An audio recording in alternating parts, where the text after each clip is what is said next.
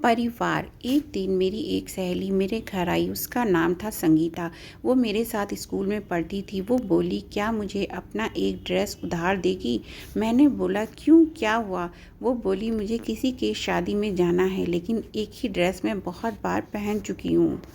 अब मेरा उसको पहनने का मन नहीं है। मैंने उसको अपना एक ड्रेस दे दिया, लेकिन मुझे कुछ अटपटा सा लगा कि अचानक उसने मुझे ड्रेस क्यों मांगी। फिर भी मैंने उससे कुछ नहीं पूछा। अगले दिन वो स्कूल आई तो हमारी एक और सहेली का जन्मदिन था। वो हम सबको घर बुलाना चाहती थी। तो हम सब क्लास की लड़कियां तैयार हो गईं उसके जन्मदिन पर जाने के लिए।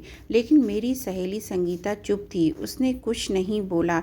मैंने बाद में उससे पूछा कि क्या हुआ। बहुत पूछने के बाद उसने बताया कि उसके पापा को व्यापार में बहुत बड़ी हानि हुई है, जिसके कारण ही वो उस दिन भी ड्रेस लेने आई थी, और वो इसी कारण से जन्मदिन की पार्टी में शामिल नहीं हो रही है, क्योंकि ना तो उसके पास अच्छा सा ड्रेस है और ना ही वो ऐसी स्थिति में है कि वो अपने पापा से गिफ्ट के पैसे मांग ले। मैंने उसको बोला, कोई बात नहीं, हम मिलकर गिफ्ट ले लेंगे, और मैं भी अपनी कोई पुरानी ड्रेस पहन लेती हूँ और तू भी पुरानी ड्रेस पहन ले, फिर हम दोनों एक जैसे ही लगेंगे। तुझे ऐसा नहीं लगेगा कि तूने अकेली ही पुरानी ड्रेस पहनी है। लेकिन वो बोली, तू मेरी वजह से पुरानी ड्रेस क्यों पहन रही है? मैंने बोला, तेरी वजह से नहीं पहन रही, मेरे पास भी इस समय कोई नई ड्रेस नहीं है। इस तरह मैं उसे जन्मदिन की पार्टी में तो ले गई, लेकिन वो मन ही मन अपने परिवार की आर्थिक स्थिति से परेशान थी। वो अपने घर में सबसे छोटी थी। एक बड़ा भाई और 3 बड़ी बहनें भी थीं उसकी। उसके बड़े भाई की भी कोई नौकरी नहीं लग पाई थी, ना ही उसका अपना कोई व्यापार था, और बाकी उसकी 3 बहनें पढ़ाई कर रही थीं। एक दिन संगीता मेरे घर आई और बोली कि सबसे बड़ी दीदी नानी के घर जा रही हैं, वहाँ जाकर वो बीएड करेंगी। मेरी नानी उनको बीएड करवा रही हैं। उसकी नानी मेरठ रहती हैं। बीएड के बाद उनकी नौकरी अच्छे स्कूल में लग जाएगी। ऐसे ही दिन बीतते गए। एक दिन संगीता के चाचा उनके घर आए। उन्होंने बताया कि उनके लड़के का रिश्ता हो गया है। अब उसको ये चिंता हुई कि अब क्या होगा। मैंने बोला, सब ठीक हो जाएगा, चिंता मत कर, तू मेरे कपड़े ले लेना, और आंटी के लिए मैं अपनी मम्मी की अच्छी सी साड़ी दे दूँगी। और बाकी दीदी के लिए हमारी एक और सहेली की बड़ी बहन है, उनके कपड़े आ जाएंगे। ऐसा करके कपड़ों की समस्या तो हल हो जाएगी। ये सुनकर वो रोने लगी कि कैसे दिन आए हैं, पता नहीं सब कब ठीक होगा।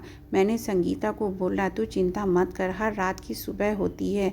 अच्छे दिन नहीं रहे तो बुरे दिन भी नहीं रहेंगे, फिर सब ठीक होगा। फिर जब सब ठीक हो जाएगा, ये दिन भी तू भूल जाएगी। समय बीता और उसकी दीदी मेरठ से बीएड करके वापस आ गई।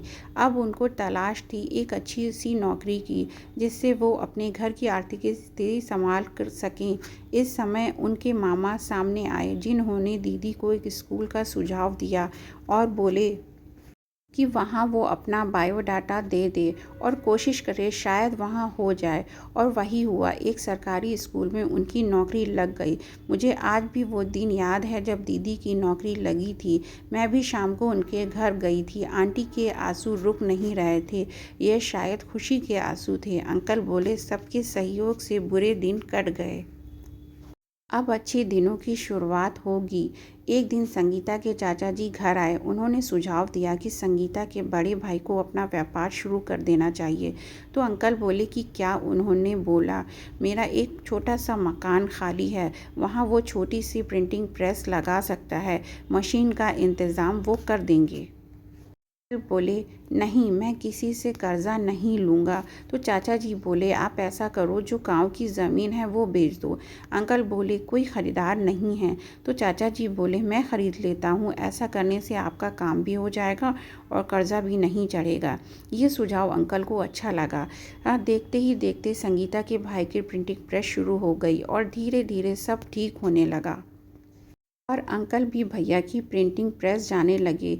दूसरी वाली दीदी का भी सीए पूरा हो गया। अब उनको भी एक नौकरी की तलाश थी।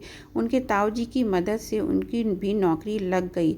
अब धीरे धीरे संगीता खुश रहने लगी। अब वो किसी के जन्मदिन में जाने के लिए मना नहीं करती थी। संगीता और मैं पक्की सहेली थीं। उसके परिवार को खुश देखकर मेरा परिवार भी बहुत खुश था। अब हमने भी 12वीं कक्षा के पेपर दे दिए थे और हमारी भी कॉलेज जाने की तैयारी थी। उसकी तीसरी नंबर की दीदी का कॉलेज भी पूरा हो गया था। उन्होंने भी सोचा कि वो बीएड करेंगी और घर की स्थिति को संभालेंगी। इसलिए उनकी नानी ने फिर एक बार कदम बढ़ाया और उनको मेरठ से बीएड करवाया। समय बीता और उनका बीएड पूरा हो गया और उनकी भी उनके मामा जी की मदद से स्कूल में नौकरी लग गई। अब उनके घर की स्थिति ठीक हो गई। परिवार के हर सदस्य के सहयोग के कारण एक परिवार की आर्थिक स्थिति ठीक हो गई। सारा परिवार खुशहाल हो गया। Thanks for watching. Please like and share Usma की आवाज़।